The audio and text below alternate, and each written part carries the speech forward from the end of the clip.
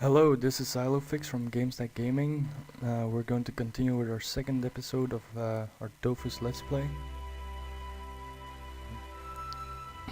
So let's start our first quest. Welcome to Incarnam.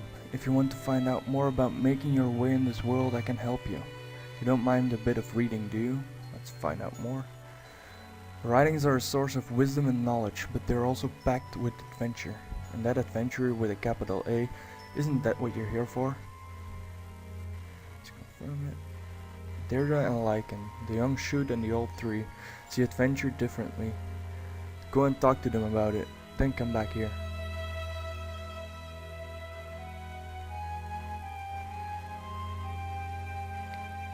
So basically, the first quests are pretty much clicking and talking. Also, I'm going to try to do every single quest here in Incarnam. And then, so if you guys need any help on those quests, you can just watch and see how it goes.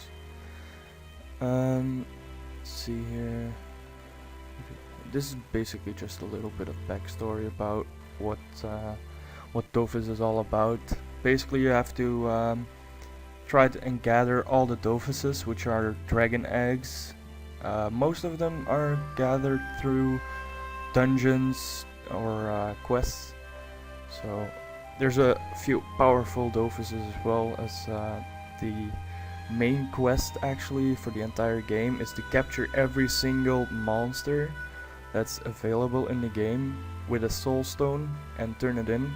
If you do that, you get a Dofus which gives 1 extra action point, and they are priced at around 60 to 70 million commas in this server, which is a hell of a lot of money. Then there's also Dofuses which give extra wisdom and other things like stats which help you being stronger or help you get experience way faster. So with this let's play we're going to start off getting all these starter quests. There's I think 4 quest lines in Incarnam, which are very good to do because you will see, of course I have 4 times experience, but it still doesn't matter because you still get a lot of experience from these quests.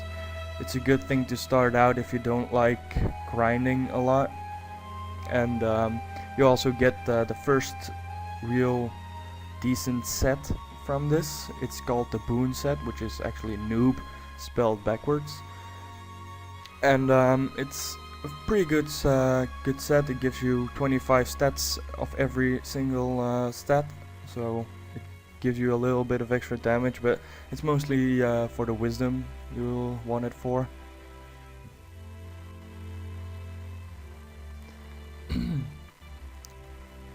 If you'll see as well, I won't grind on camera, so if there's something very grind intensive where there's only grinding to do, for example professions, I will just do those off camera because I don't think you want to see me doing 2 hours of the same thing every single time. So that would be like 8 episodes of doing the same thing, which wouldn't be interesting at all. In the first episodes there won't be that much fighting going on, but I will try to make it more interesting as we go on. So here I'm reading a little bit of this storyline to make sure everything I say is correct, because okay, so the class I took was a Foggernaut. I don't really play that much of a Foggernaut yet. I tried to play this one on a different server so I could know the basics of it, so you guys wouldn't see me figuring out every single thing and being clueless, because that's not really interesting either. But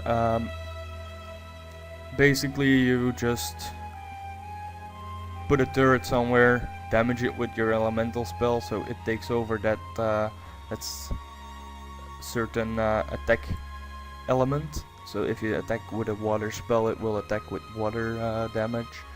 If you attack it with an earth spell, it will attack with earth damage. I'm choosing for a chance build because it's a very good build to play tactical, because basically you have these two spells. No, actually you have one chance spell and one earth spell, but the earth spell is a little bit of an extension of the chance spell. The chance spell pulls enemies towards you, while the earth spell pushes them away from you in a diagonal line, which also damages them with pushback damage if they are blocked.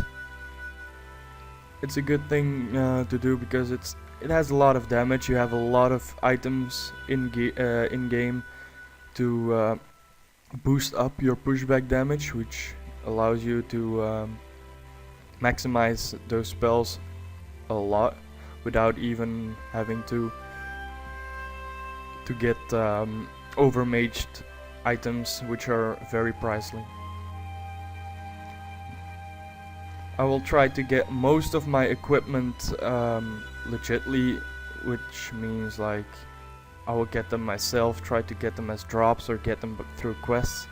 But a lot of those things, I say, are very grind intensive, because if you want to get them yourself, you have to do, for example, for a gobble set, you have to do the gobble dungeon over and over and over again, which isn't really that interesting. I will do it once. Every dungeon I will try to do it once. Of course I will have to team up with others or with my own accounts eventually, but I don't think that should be that much of a problem. I still have to figure out how to record just this screen, so the other three screens won't be recorded, but I think I will be figuring it out soon. And the next two, yeah, this is also a good feature. You can just click on it in your quest book and see on the map where it is, which is a very good thing, because I think you can highlight up to 8 different locations, which is pretty handy, because usually, well, it used to be like this. If you had a quest, it just said do this and you had to figure out where it was, and I sometimes found myself looking through maps like 20 times before I even realized, like, oh, there's even buildings I can go into. And that's a very good thing, because now they just like point out you have to be on that map, and from that point on, as soon as you are on that map, you have to figure it out yourself. But it's pretty easy to use, and I don't really mind having that. I also like the reward system. Every time you do a quest line, you get an achievement, or at least most of the time, I think. It's very supported.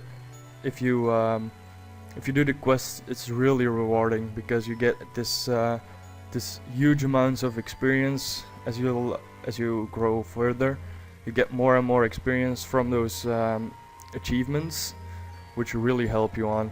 You also get some resources or money, and it really helps you on getting your gear together and doing all sorts of things. And basically, for my gear, I'm going to use the money I earn on my other accounts or other characters, so you don't have to see me getting drops with random people or having to grind the same thing over and over again. So basically the first quest line is a lot of talking. To talk there, and it's not that interesting. I think there's only a couple of quests in this quest line where you have to actually fight against someone.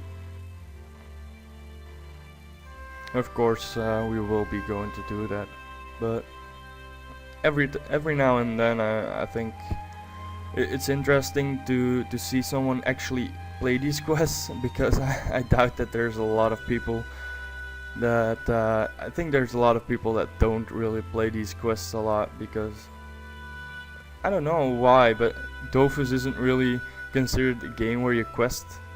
I don't know why, but I never did it anyways, but I just tried to do it now, and it really worked out a lot, because I got so much experience in a short amount of time. I think I recorded up to episode 7 now, because this is pre-recorded. I'm just overlaying it with my voice because I'm not always able to make commentaries because I'm at home and sometimes people call me or do other things, and I'm also very active on gaming, which makes it that I don't really have much time to voice things while I'm playing it. So I just recorded these 7 episodes at first and just put the commentary on later. Of course, I think in episode 7 I'm already like level 20 or something. I'm not sure, but I think it was around level 20. So it's really worthwhile to do these quests because you can see how fast I leveled up without just even doing anything. I think I did the first fights, the one in the tutorials, and since then I haven't done anything yet. And out of the 4 quest lines in Incarnam, there's one quest line which is orientated on fighting. So it's pretty interesting.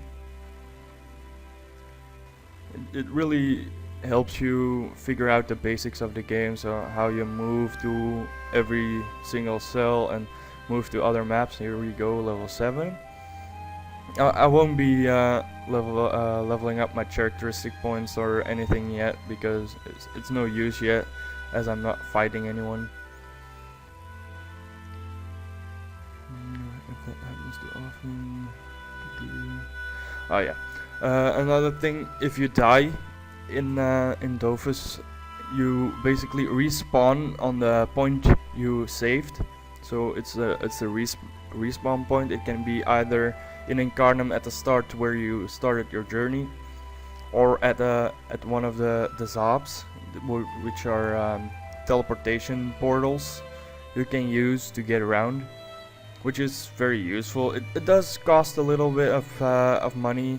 Here in Incarnam it's only a couple of kamas, while I know a few Zobs which are further away in the mainland are sometimes 400 or 500 kamas, which can easily add up to 3,000 kamas for just 4 characters. So it's not that much of a deal, but it really is something. So here we go, we'll put some points in chance.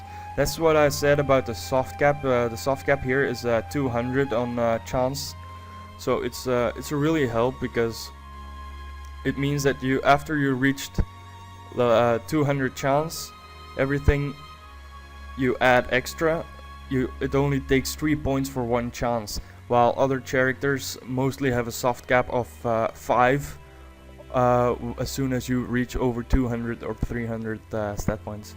I think the only other character who doesn't have it is either wait, let me think. Every character has the soft cap of 3 on wisdom, and then another one is the Pandawa, which has a soft cap on strength for 3. Let's see here, let's talk to this guy. Story about a blinding light. Okay, so we gotta let him think. Funny thing, you let him think, but you can like talk to him immediately after, so you don't really have to wait anything. So let's just talk, and then you can. Oh yeah, sure, stranger. Yeah, sure. Give me a potion so I die. I don't mind. Of course, I'm going to trust you. I do like the other options always, like refuse and tell him he should get some help. Like, yeah, you're totally fine. Why don't you give strangers some poison?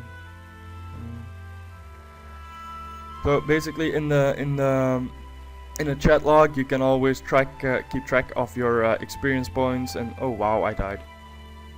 So okay, this is the thing. If you die and you lose all your energy points, you start out with 10,000. It won't go higher, it won't go lower, the maximum. But if you lose them all, you become a ghost. And you can't do anything, you can't interact with anything else but the map. And you have to find out where the phoenix statue is. If you find a phoenix statue, you can click on it and you will revive into your normal character, but with a lowered energy level. So your energy points will be very low, so the next fight you lose you will die again and you have to find a phoenix statue. But there's also items in game which help you recover your energy, or you can log out. While you're logged out, you will regain energy points very slowly, unless you log out in an inn or in a tavern, where you get double the amount of energy while you're offline. So you now have to go to the tavern to get him a drink, so he revives our energy points again.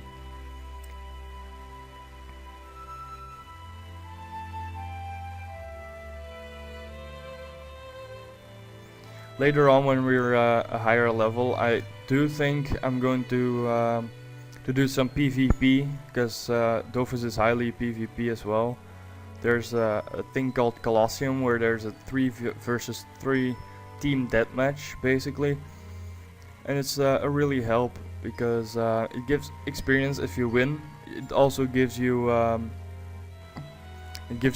these Colossus tokens. If you gather enough Colossus tokens, you can trade them in for pebbles, which they use to craft trophies, and those trophies go in the same slots as your Dofuses, which also give bonuses or debuffs depending on which one you buy or make.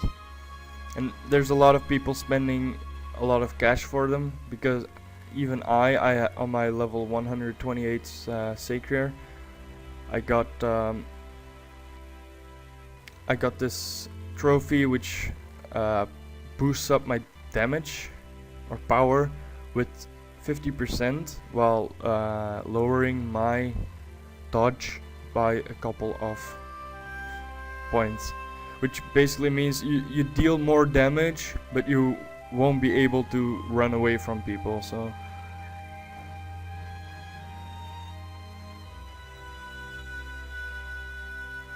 and that's basically this episode. I've done a few quests. I